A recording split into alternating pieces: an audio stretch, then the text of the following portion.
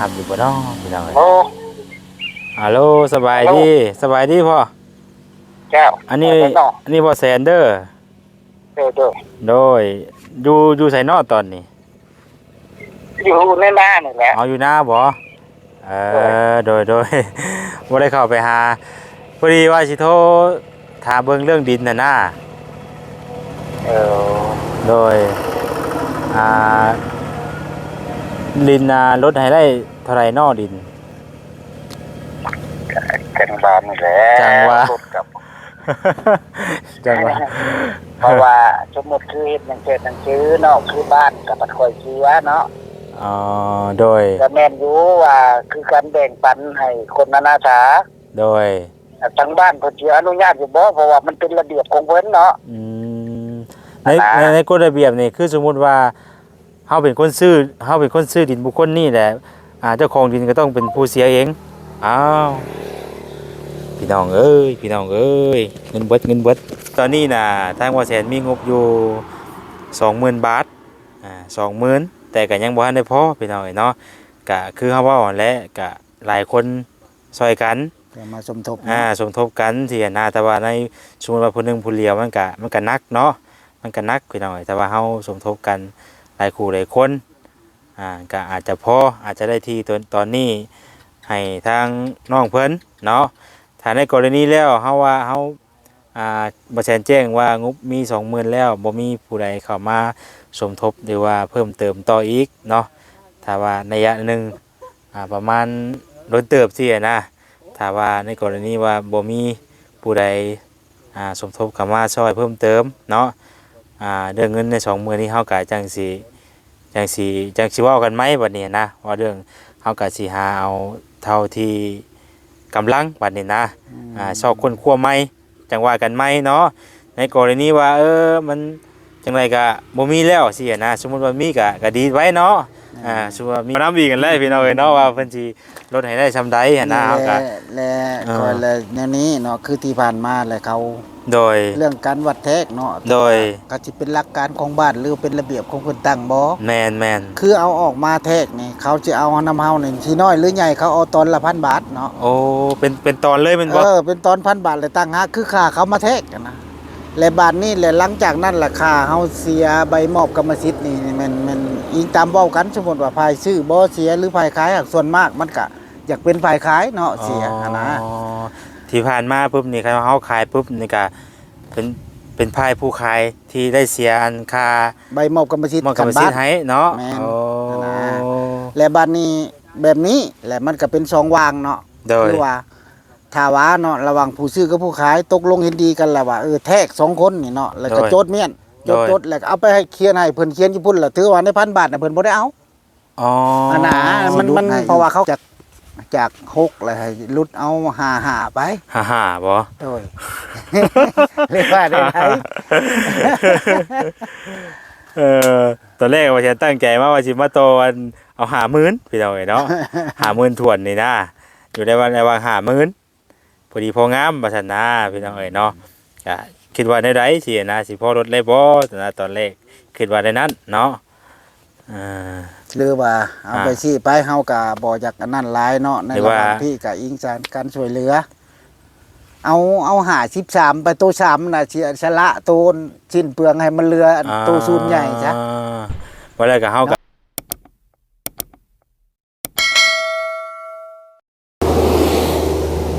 เอาพี่น้องเนาะมาต่อกันอีกเด้อพี่น้องเด้อมาต่อกันอีก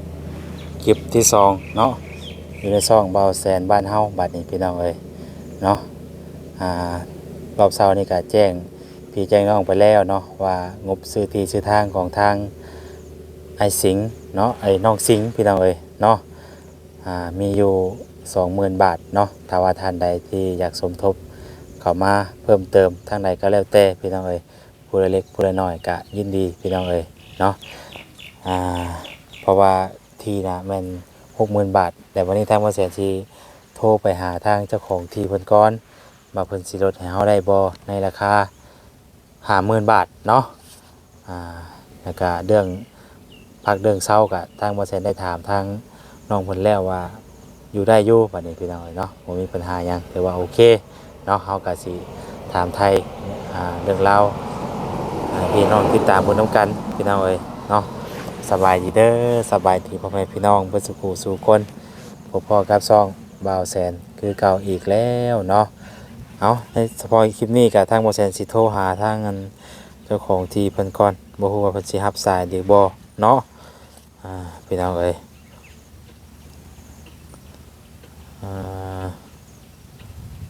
คอนเดอร์สิติดบ่เนาะมีงบอยู่ 20,000 บาทแต่ว่าเฮาก็ยังบ่ทันได้ซื้อหรอกพี่น้องเนาะรอให้งบพอก่อนแต่ว่าบ่พอก็เฮาก็สิคนครัวใหม่เนาะ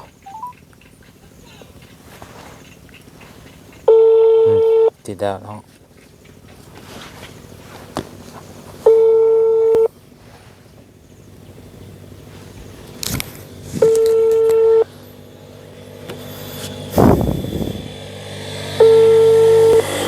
ครับอยู่บ่เนาะพี่น้องเอ้ย โอ้ ฮัลโหลสบายดีสบายดีพ่อ แก้ว อันนี้ ไปต่อ อันนี้บ่แซนเดอร์ เด้อ โดยอยู่ไสเนาะตอนนี้ อยู่ในหน้านี่แหละ เอาอยู่หน้าบ่โดย บ่ได้เข้าไปหาพอดีว่าสิโทรถามเบิ่งเรื่องดินน่ะนะ เออ โดยดินลดให้ได้เท่าไหร่นอดิน กันบานนี่แหละ จังหวะ รถกับ จังว่า เพราะว่าสมมุติคือเฮ็ดหยังเกิดหยังซื้อเนาะคือบ้านกับปัดคอยเชื้อเนาะ อ๋อโดย ก็แม่นอยู่ว่าคือการแบ่งปันให้คนนานาชา โดย ทางบ้านเพิ่นสิอนุญาตอยู่บ่เพราะว่ามันเป็นระเบียบของเพิ่นเนาะ มในกฎระเบียบนี่คือสมมุติว่าเฮาเป็นคนซื้อดินบุคคลนี่แหละเจ้าของดินก็ต้องเป็นผู้เสียเองอ้าวพี่น้องเอ้ยเงินเบิดใช่แล้วหาว่าเติมเงินก่อนบาทนี่โอ้ยนี่เป็นจังซี่อ่ะบาทนี่เอาเบิ่งก่อนเติมเงินก่อนได้ขูดได้บัดนี้พี่น้องเอ้ยเนาะ โอ้ยเพราะว่ายังบ่มีเฟซบุ๊กเพิ่นแล้วสิบ่โทรกลับได้บ่เนาะ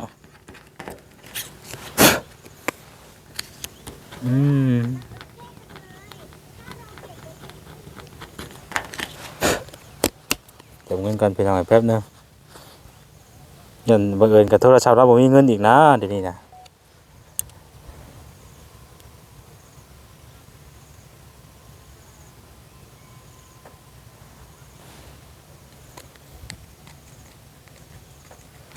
ยุ่งก็หลายคึมนี่สินะ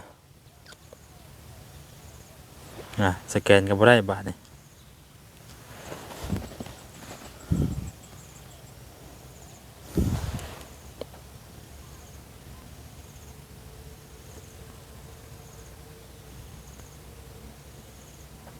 เอา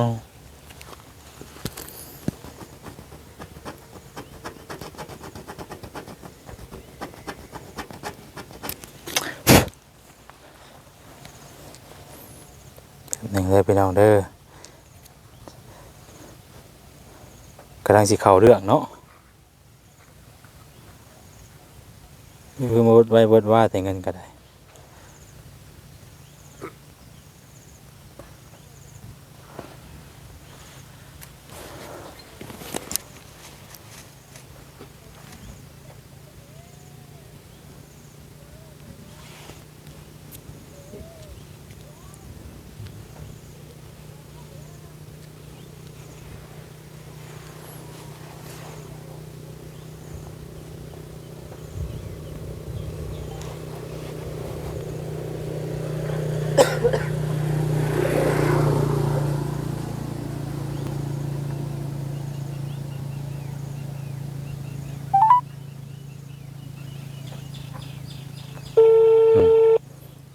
ติดอีกแล้ว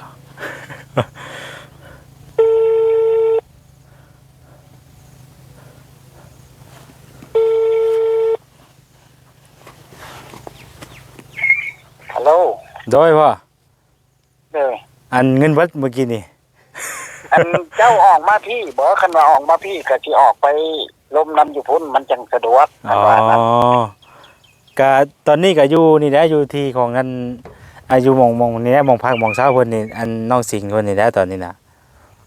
คันว่าอยู่หั่นแล้วก็สิออกไปหาเนาะเฮาเว้าทางโทรศัพท์ก็จริงอยู่แล้วเฮาก็เว้าง่ายๆว่ามันก็บ่นั่งเว้ากันมันก็สิบ่เสียเงินกว่าเป็นโทรศัพท์นะ ก็บ่ไกลเนาะ เด้อ ก็ได้ถ้าว่าทั้งพอบ่ติดธุระหรือว่ายากเวียกหยังก็เอามาได้อะนะ ๆเด้อ โอเคโอเค สิออกไปหาเด้อ โดยโอเค ขอบใจ โดยเอาพี่น้องเอ้ยน้องเพิ่นสิออกมาหาเนาะอ้าวพี่น้องเอ้ยจะรอติดตามเบิ่งพี่น้องเอ้ยเนาะว่าเพิ่นสิออกมาแล้วเฮาสิถามไทยเพิ่นต่อเนาะว่าแนวใดเพิ่นสิลดให้ได้ซำใดเนาะเมื่อกี้นี้กำลังเข้าเรื่องพี่น้องเอ้ยเรียนรอเพิ่นมาแล้วเฮาจังอบรมกันต่อเนาะเอาพี่น้องเอ้ยเนาะตอนนี้ก็ทางเจ้าของที่เพิ่นมาแล้วโอ้เนาะลูกชายนี่ก็ติดพ่อขนาดเนาะ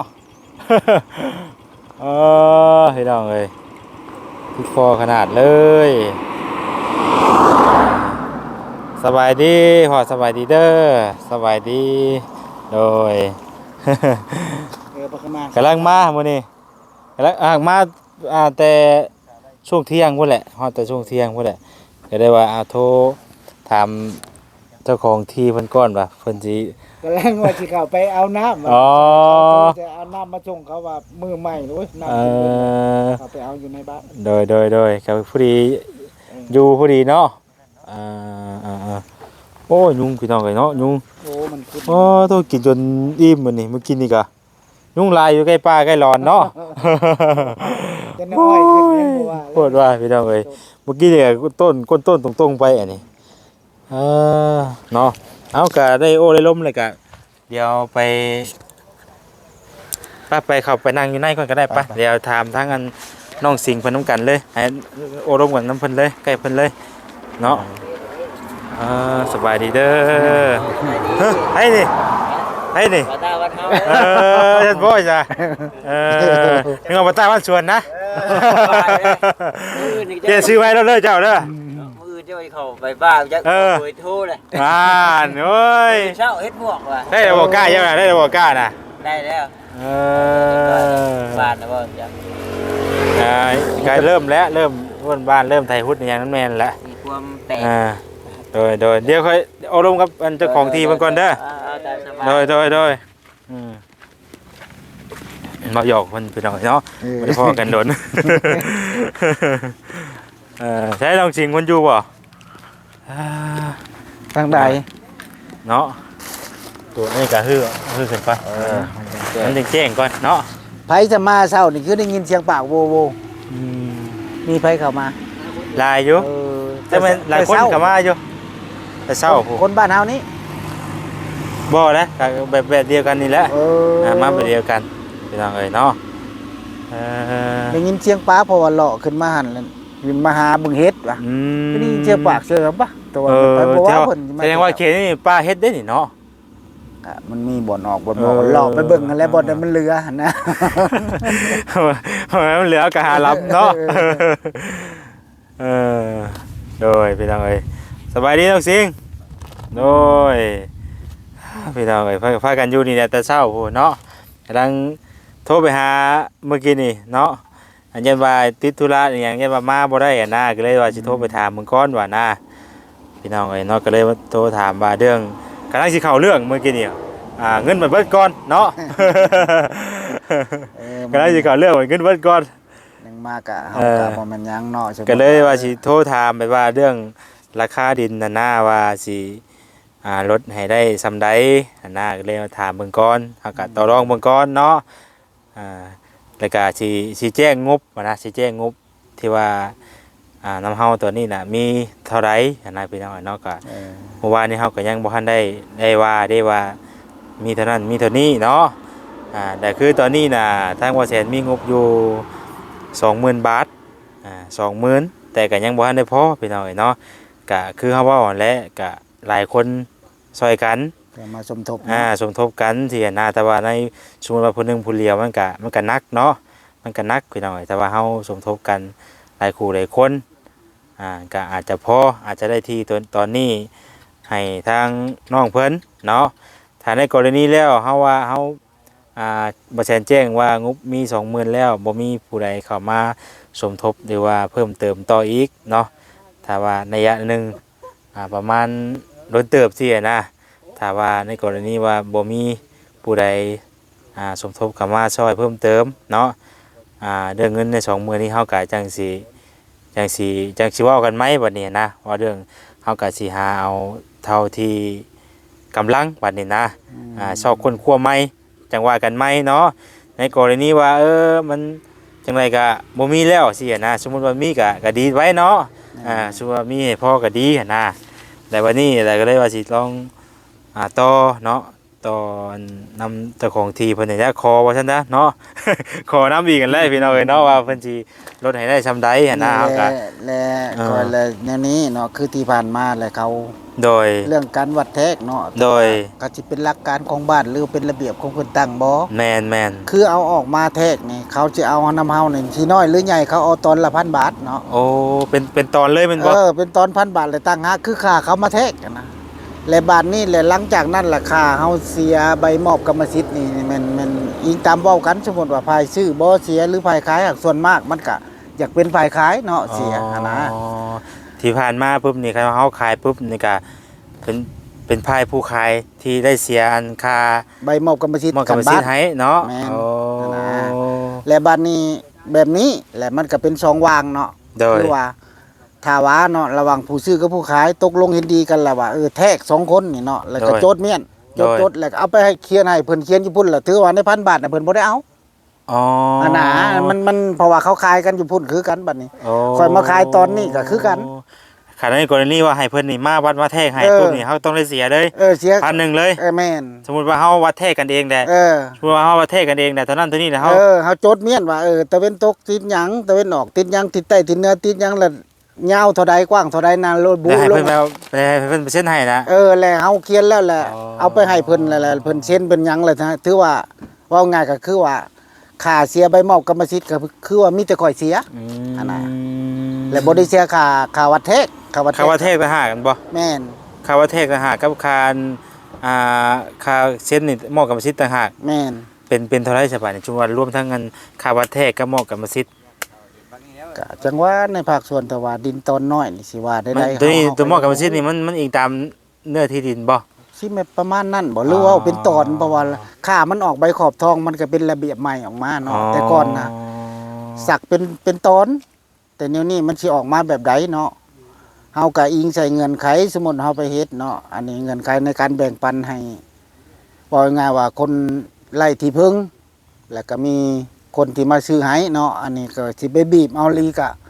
บ่ได้เนาะคือเฮาก็สดช่วยสิซ้ำที่เฮาสดช่วยได้คือเฮาก็ช่วยทำที่ช่วยได้เนาะช่วยกันเนาะลุดลงมานี่ซ้ำได้เนาะแล้วก็ตกลงกันหั่นน่ะมันซ้ำนี้โดยสมมุติว่าเฮาไล่เพื่อหันเพื่อนี้เนาะเฮาก็เพื่อเสียตัวนั้นตัวนี้แน่เฮาวางแต่ว่าเสียค่าวัดแทกนั่นนี่แน่เนาะแล้วสมมุติว่าคำว่าบ่เสียค่าวัดแทกนี่เฮาแทก2อันระหว่างผู้ซื้อผู้ขายคือเจ้าบ่หรือไผก็แล้วแต่เป็นตัวแทนเนาะแล้วแทกนำเพิ่นกับเฮาแทกละเขียนแล้วก็มีแต่ไปลงอยู่ในหันโลดลงอยู่ในใบที่เพิ่นเฮ็ดนะถือว่าง่ายๆว่าใน2คนบ่มีปัญหาคือถือว่าเขาก็บ่มีปัญหาถ้าเขาลงมากะเขาบ่ได้แทกให้ลื่นเฮาตกลงกันดอกเขาก็ต้องแทกให้ตามเฮาบัดนี้เฮาสิเฮ็ดได้สมมุติว่างบมีหยังพอนี่อีตาเฮาคุยกันแม่นบ่ว่าสิวัดแทกเอาเองหรือว่าสิให้มีเพิ่นมาวัดให้สิบ่เพราะว่าตอน1ของข่อยขายหั่นก็อันนี้ก็ถ้าฟังความคิดเห็นจาก FC ก่อนแม่นว่าสิให้วัดระหว่างให้เพิ่นมาวัดแทกให้ระหว่างที่เฮาวัดแทกเองกัน2คนน่ะอันใดสิจังว่าวัดแทก2คนก็เฮาเอาไปให้เพิ่นจดคือเก่าอันนี้เนาะนั้นระหว่างว่าคันที่2กับระหว่างเฮา2คนบ่ได้เกี่ยวกับเพิ่นบ่เป็นหลักฐานสมมุติว่าเพิ่นมาเฮ็ดเคลียร์ให้นี่ถือว่าขึ้นอยู่กับเพิ่นเบิดเป็นหยังกันเนาะมันง่ายมันบ่ได้เนาะง่ายแต่เฮาได้เสียเงินอีกบัดนี้นะบัดนี้ทั้งพ่อคิดว่าได้บัดนี้บัดนี้บ่คือสมมุติว่าคันว่าเขาสิให้เขาแทกแหละถ้าเจ้าเป็นคนเสียค่าแทกว่าสิ แล้วเอาเงินส่วนนั้นนั่นเอามาไว้ซื้อแนวอื่นบ่ดีบ่อันนี้ยกเงื่อนไขเด้อ มีแต่ว่าเฮาแท้เอง เฮาแทรกช่อง อ่า ในทีมงานเจ้าแหละก็ขอยเนาะ แทรกแล้วก็เอาอันนั้นขึ้นไปข่อยกับเจ้าหรือ นี่ ไผ เฮาก็ ก็แล้ว เฮา แต่ ก็ใบเนาะมันก็มีใบอันนั้นมันอยู่ได้เนาะ บ่ มีใบ เฮาเขียนเมียนแล้วขึ้นไปพุ่น เขียนเป็นหน้าปึ้มใบเห็นบ่ มันสิมีหลากของเขาเด้บัดขึ้นไปแล้วเขาก็จดฉลาก เอาง่ายๆคือเฮาเขียนจะปึ้มเป่าๆไว้นี่แหละว่าที่ตะเวนออกเท่านี้ แม่น ตะเวนตกตัวนี้ ติดกับไผกับไผ ติดกับไผเฮาก็เขียนเป็น แม่น เป็นสี่มุมไว้ แม่น แล้วเพิ่นสิเอาไปใส่หัวขัวเอง เพิ่นเลยไปเขียนใส่ในใบมอบกรรมสิทธิ์นั้น โดย แล้วจากไผผู้ใดเป็นคนซื้อผู้ใดเป็นคนขาย ใช่ก็ง่ายคือกันนั่นแหละ ผู้ใดเป็นคมอบมันนะ เขาก็ยังบ่ได้มาเสียเงินพันนึงอีก แล้วเราไปเสีย1,000นะว่าเงิน1,000อะนะสมมุติว่าก็ใช้น้ำมันรถบ่หรือสิให้น้องสิงนี้ก็ยังสิมีอันนั่นแหน่ แท้เอาเองแล้วเฮาแท้เอาเองแต่เฮาเอาใบตัวนี้ไปยื่นเพิ่นก็สิดีกว่า แล้วใบแล้ว เอาไปเสียแต่ใบกรรมสิทธิ์ทัน แม่น มันก็สิบ่นั่นอีกนะเอาไปสิก็ได้ครับว่านั่น แล้วก็หูตามันหยังมันก็ขึ้นกับเพิ่นเบิดนั่นแหละความหมายนะก็เขาเป็นคนเฮ็ดเบิด บ่ได้ก็เฮาแค่เป็นผู้วัดผู้แท้ให้เพิ่นว่าเนื้อที่มันมีตัวนี้ติดกับไผนั่นสิเพิ่นก็ฮู้อยู่แล้วเนาะ เพราะง่ายๆว่าในระหว่างผู้ซื้อกับผู้ขายคำพวกนี้เข้าใจกันแล้วบ่มีพวกอื่นมาสอกันความหมายนะแบบนี้นะแต่ว่าถ้าเขาลงมาล่ะคือค่ายเขาว่าซั่นซะต้อง1,000นะ ว่าแล้วก็เป็นเบี้ยเพิ่นเด้เนาะ แม่น เบี้ยเพิ่นมันก็ต้องได้เสียเนาะ ค่าสิ้นเปลืองค่าเพียงเพิ่นแล้วก็แล้วแต่ใน ประมาณ ระเบียบเพิ่น 2,000ก็สิบ่พอบ่2,000 บาทนะครับว่าเพื่อไว้กะเนาะ 2,000 บาทก็น่าจะพออยู่ว่าค่าถนนธรรมเนียมนั่นนี่กะ ก็เพิ่นในบางนี้แหละบ่เกินกว่านี้แต่ว่า เนาะ ก็บ่หลวงหลายเนาะเพิ่นว่า พี่น้องเอ้ย และสิรุดให้อีกจาก6แล้วให้รุดเอา5ไป 55บ่ โดย เรียกว่าได้ไหน ตอนแรกว่าจะตั้งใจว่าสิมาโตวันเอา50,000พี่น้องเอ้ยเนาะ 50,000ถ้วนนี่นะอยู่ได้วันในวาง50,000พอดีพองามว่าซั่นนะพี่น้องเอ้ยเนาะก็คิดว่าได้สินะสิพอรถเลยบ่นะตอนแรกคิดว่าได้นั้นเนาะ หรือว่าเอาไปสิไปเฮาก็บ่อยากอันนั้นหลายเนาะในระหว่างที่ก็อิงการช่วยเหลือเอา53ไปตัว3น่ะสิชะละตัวสิ้นเปลืองให้มันเหลือตัวศูนย์ใหญ่ซะ บ่ได้ก็เฮาก็เพื่อใช้จ่ายนั่นนี่เนาะ แม่น สมมุติว่าเฮาเว้าหาเขาถือว่ามันก็ยังสิได้เอาไปใช้จ่ายนั่นนี่อยู่เนาะ มันก็หลายอย่างว่าแต่ซ้ำนั่นบ่แล้วมันบ่ซ้ำได้ 53เนาะพอดีพองามบ่ได้ก็ แล้วตัว3น่ะพอได้ว่าเอาตัวไปเปลืองนี่ก็พอบ่พอก็อย่ามันหั่นนะก็แล้วก็กัดตัวใดก็ตามมันเนาะนะ แต่ว่าลดให้แล้วพี่น้องเนาะเพราะว่าจาก60,000ที่นะก็53,000เนาะเพิ่นก็เพราะว่าทางภายเพิ่นก็สิเอาไปจัดแจงเรื่องนี้แหละพี่น้องเอ้ย ถ้าว่าเฮา ใบนี้ สมมุติว่าเฮาเอา50,000ก็ทุกอย่างเฮาก็จะเสียกันได้บาดนี้ มันก็อันเดียวกัน มันก็อันเดียวกันน่ะนะเพราะว่าเฮาก็เคยซื้อดินที่พันมากก็ได้เสียชุดเทื่อแหละเรื่องนี้นะก็บ่ว่าทั้งใดก็อิงแล้วแต่ว่าสิน้อยหรือสิหลายก็มันก็ขึ้นอยู่กับแต่ละเขตแต่ละบ้านน่ะนะ มันเป็นระเบียบของบ้านมันก็บ่แม่นว่ามาติที่เอามาแต่เมืองแต่หน้าบ่แม่นดอกเขาตั้งระเบียบบ้านไผบ้านมันเนาะเฮาสิสักเทียบว่าบ้านนั้นนี่บ้านนี้นี่แต่ต้องเขา แม่นมันก็กฎระเบียบแต่ละเมืองแต่ละบ้านเมืองมันก็บ่คือกันเนาะมันก็แล้วแต่พี่น้องเอ้ยเนาะเอาก็สรุปแล้วเนาะเฮาก็สิสามารถสรุปเรื่องยอดขายที่ของเพิ่นนี่แหละพี่น้องเอ้ยเนาะก็ได้ถามเพิ่นอีกแล้วเมื่อเช้านี้ว่าเป็นได้ว่าเมื่อวานนี่บัดตอนไปเบิ่งคือจังว่ามักอยู่บัดมาได้ว่าขึ้นเบิ่งก่อนเอ้าสิขึ้นเบิ่งอย่างนี้ ก็เลยเว้าเพลงอยู่เพิ่นฟังว่าเอ้าสมมุติว่าเจ้าบ่อยากอยู่ใกล้คนเจ้าสิไปอยู่ตามป่ากลางรอนสมมุติว่าเจ้าเจ็บป่วยไข้ไร้พยาธิมาไผสิเห็นเจ้าว่าอันนี้เจ้าอยู่ใกล้เจ้าของที่พร้อมเลยมันมีข้อดีได้ว่าสมมุติว่าเราก็ไกลไปไกลมาหั่นบางเทื่อเจ็บไข้ได้พยาธินั่นก็พอได้ไปบอกแล้วเป็นไข้พอได้หายามาสู่กันก็ เสียงห้องเสียง มัน ข้า ก็ งกันมันก็ผู้นั้นผู้นี้ แม่นเนาะมันก็ยังช่วยกันได้ทันมันบ่แหละเนาะ โย่ อันนี้สิไปหมุนดื้ออยู่กลางป่าโอ้โธ่ไผสิเห็นเฮาเนาะ ว่าง่ายๆว่าเจ็บ3มื้อยังบ่เห็นคนเข้าไปหา โอ้เร็วเลยตัวนี้ ถ้าเราว่าใจขาดก็ยกอื โอ้ ดขึ้น บ่ พุ่น แซ่ แล้ บ ว บ่เห็นดีนำมันน่ะเรื่องว่าเฮาสิไปชื่อไผสิไปขายอยู่กลางป่ากลางร้อนให้เนาะเฮาก็ บัดนี้เฮาผู้สิซื้อให้มันก็เว้าง่ายๆ บ่คักใจเอากันเนาะเฮาไปชื่ออยู่กลางป่าว่า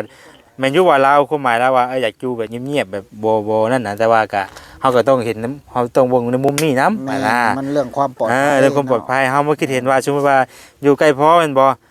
กะมันทางไปเนาะให้น้าเฮาไกลไปไกลมากกะเห็นกันแม่นบ่ล่ะเนาะก็เห็น ง่ายว่า เออ เป็นเทื่อหนึงนี่ อืม อย่างน้อยก็ได้ค่อยเอิ้นหรือบ่ มันก็ สมมุติว่าเจ็บท้อง เออ มันก็ต้องได้ยิน มันก็ต้องฮู้แม่นบ่ล่ะเนาะอันนี้บ่มีภัยกายมาเลยนี่โหอันตรายเลยตัวนี้ว่าบัดนี้ก็เลยบอกว่ามันก็นั่นอยู่ว่าก็มีสมมุติว่าเจ้าบ่เอาตัวนี้นี่สมมุติว่าไปหาซื้ออยู่ในบ้านนี่ยังโหดกูนี่เลยว่ะคนให้สิหลายเลยว่ะก็เจ้าบ่อยากอยู่เป็นคนว่ะ แล้วก็ในบ้านมันก็ โอ้เนาะมันก็คนหลายแล้วในบ้านเลยว่ะเนาะ แต่ว่าบอกเพิ่นแนะนำเพิ่นน่ะนะเฮาก็เป็นห่วงเรื่องความปลอดภัยเพิ่นเฮาต้องคิดในมุมนี้นำน่ะนะก็เป็นห่วงเพิ่นเรื่องนี้แหละพี่น้องเอ้ยก็อยากให้เพิ่นถือว่าเฮาอยู่หั่นก็มันก็บ่ได้ว่าอันนั้นหรอกเนาะก็โอเคอยู่เพราะฉะนั้นก็นั่นอยู่เรื่องที่นะก็ มันก็ใกล้กับก่อยเกินไปเนาะแล้วก็ แม่นก็อยู่ผู้ดีผู้งามแบบว่า ระยะ ระยะก็ไกลเติบเด้ก็แนม 3-40 แนมเห็นเพราะว่าแนมก็ยังว่าแนมเห็นว่าผู้นั้นอยู่นี่อยู่ซี่นะ เขาว่าเอิ้นใส่กันก็ยังได้ยิน จังว่าเห็นดีน้ำอยู่นะบอกเพิ่นก็ แต่ นั่น กี้ อยู่ คันว่ามันบ่ค่าอ้อยในคันว่าเพิ่นอันนั้นแล้วก็ว่าสิให้อยู่ส้นหัวเบิ่งนี้ อื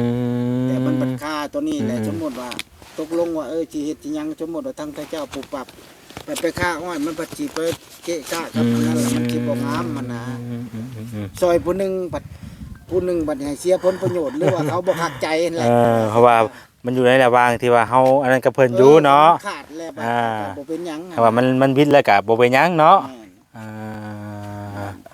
โดย เขานี่ก็ยังไปหลอกเบิ่งว่าเป็นมีบ่บ่อนว่างเพราะว่าอ้อยบ่ออกสิวัดแท้อ้อยบ่ได้ดอกว่าเจ้านายทางนั้นเว่ามากอ่ะ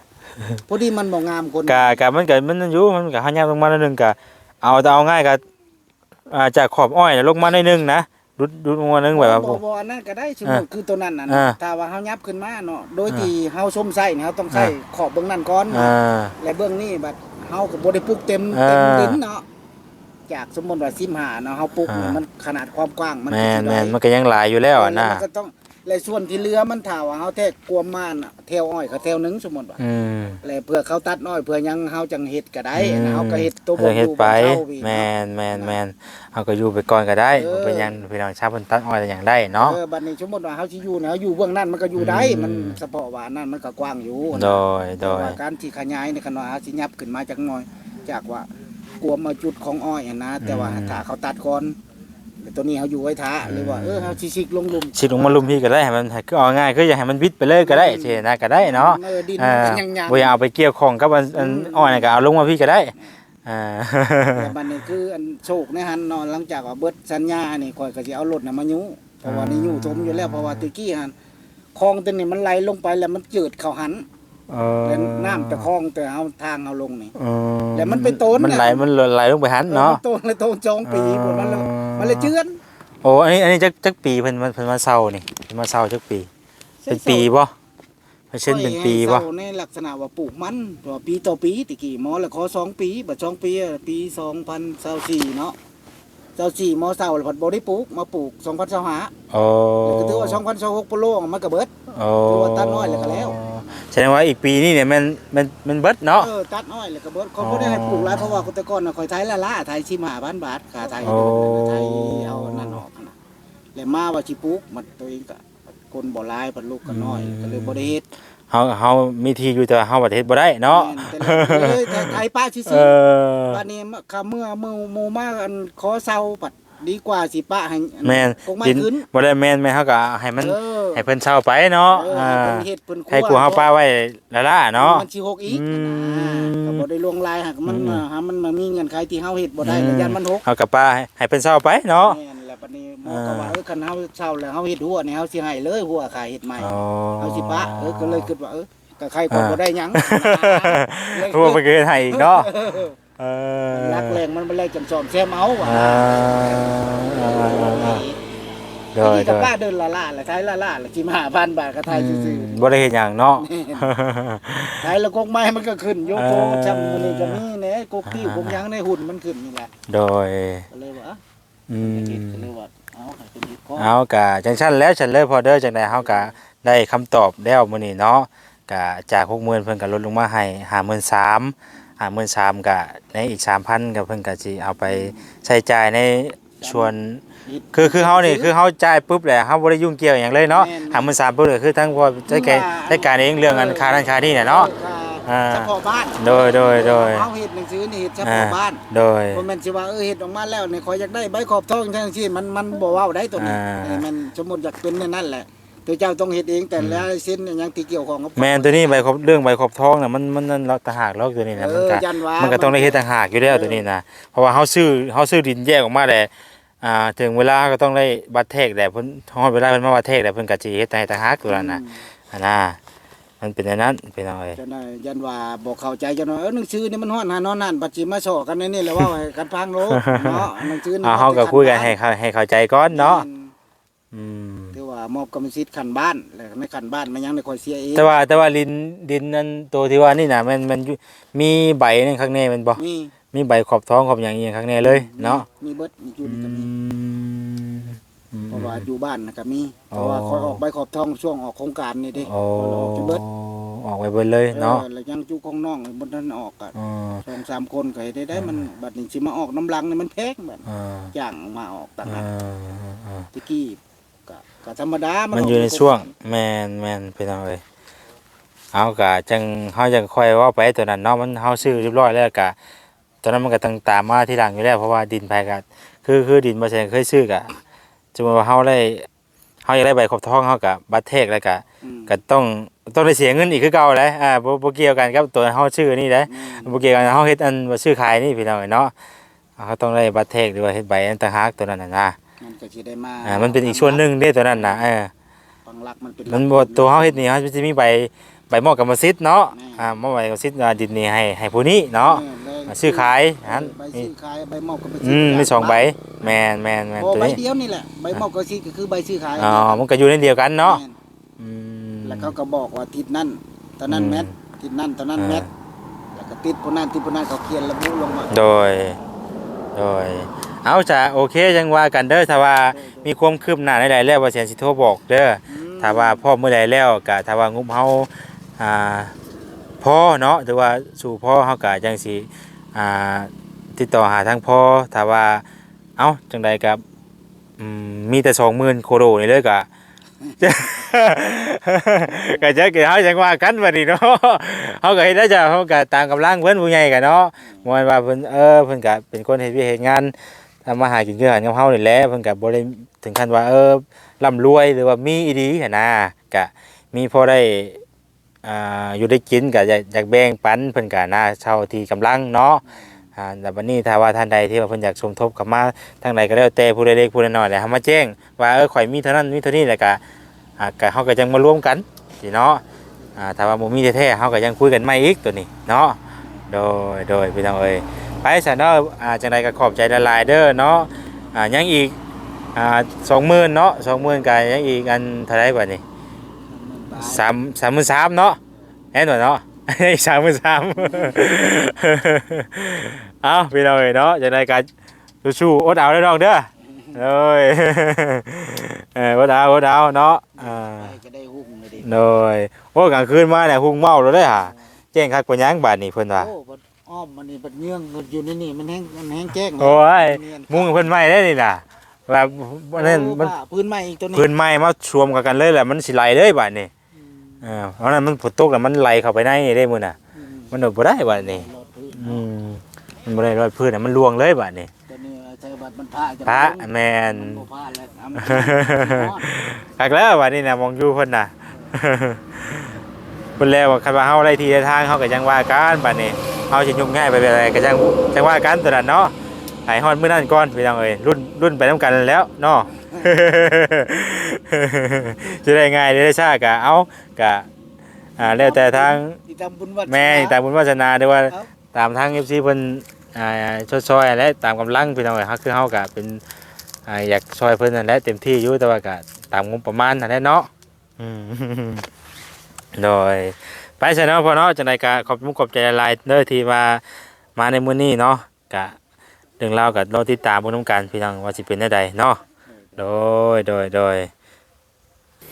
เอาโอเคพี่น้องเอ้ยเนาะสำหรับคลิปนี้ก็ทางบ่แซนสิได้ขอตัวจบคลิปแล้วเนาะก็ได้คุยกับทางเจ้าของที่เพิ่นแล้วพี่น้องเอ้ยว่าเพิ่นก็ลดให้เนาะ53,000พี่น้องเอ้ยเนาะเพิ่นก็ลดให้แล้วเนาะก็คือตอนนี้ก็ทางบ่แซนมีงบอยู่ 20,000 บาทก็มีแต่อ่าถ้าเพิ่มอีกได้เพิ่มอีก 33,000ก็ถือว่าครบตามจำนวนเนาะใน53,000พี่น้องเอ้ยเนาะมีแต่เราติดตามบ่นำกันเนาะว่าสิได้ที่ทางใดแต่ว่าบ่มีท่านใดที่ว่าเพิ่นสมทบเข้ามาแล้วก็เฮาก็สิยังสิคนควบใหม่หรือว่าจังใดก็รอติดตามบ่นำกันพี่น้องเอ้ยเนาะเอาสำหรับวันนี้ขอตัวลาไปก่อนแล้วพบกันใหม่ผิดพลาดประการใดก็ขอโทษขออภัยสำหรับวันนี้ขอลาไปก่อนแล้วสบายดีเด้อพี่น้องเด้อ